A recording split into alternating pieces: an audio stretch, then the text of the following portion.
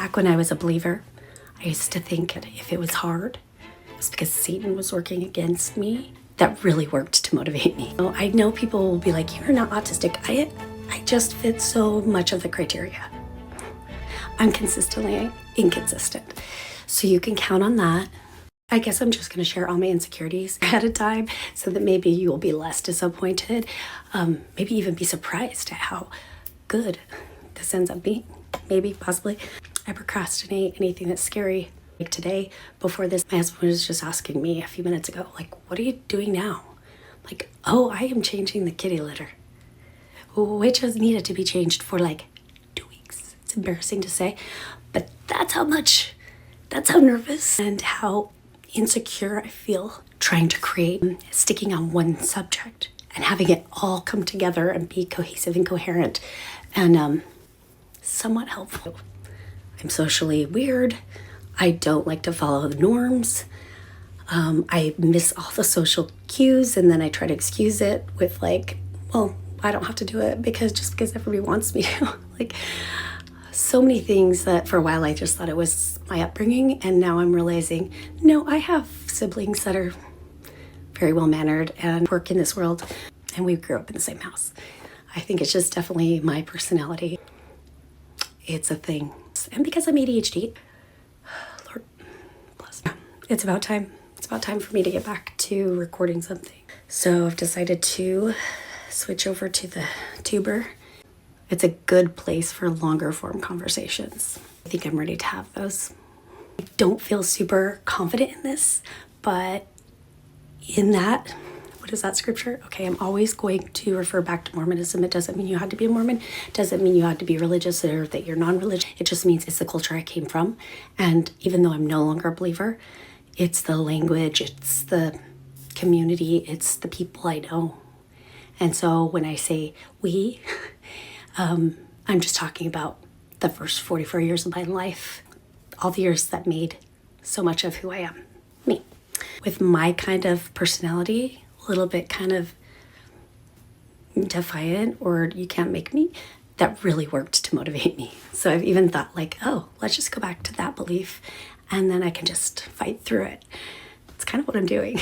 So we can just create our own narrative and story, the one that helps motivate us to do what we want to do and show up the way that we want to show up. That's something new for me. I'm learning the truth is great, but a lot of it is unverifiable. In the end, after I boil it all down to just the truthiest truth things out there, that's all I have.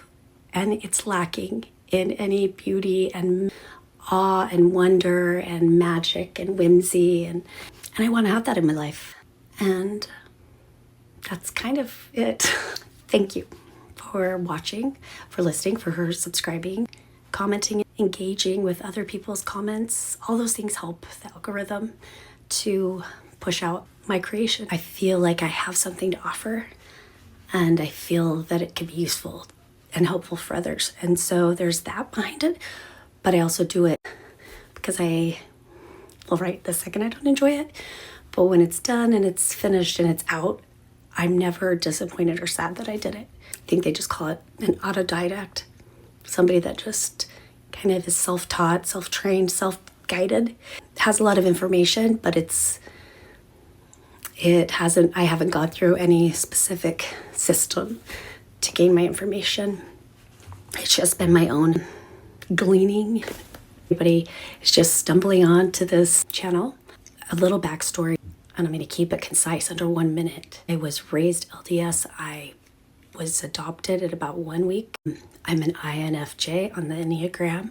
I'm a Cancer in astrology. I haven't done a color theory test for a long time, but I was always blue, boring blue. And one more thing about me, that would be, I'm a 4 on the Enneagram. The other one was the Myers-Briggs, the INFJ. Yeah, on the Enneagram, I'm a 4. Which of course I feel like I am such a weirdo and I'm so different and no one could possibly understand me and no one gets as deep and, weird as I do.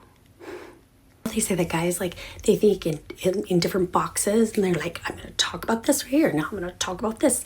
And women, at least me, spaghetti bowl of everything.